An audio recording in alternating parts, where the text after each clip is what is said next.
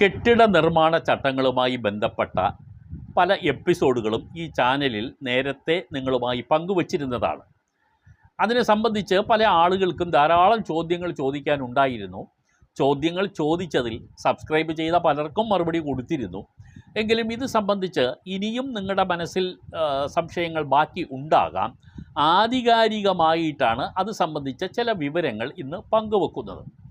സാധാരണ എല്ലാ ആളുകൾക്കും ഏറ്റവും കൂടുതൽ പേടിയുള്ളത് കെട്ടിടം നിർമ്മിച്ചതിന് ശേഷം അല്ലെങ്കിൽ നിർമ്മിച്ചു കൊണ്ടിരിക്കുന്ന സമയത്ത് പൊളിച്ചു മാറ്റുന്നതിന് വേണ്ടി നോട്ടീസ് ലഭിക്കുന്നതാണ്.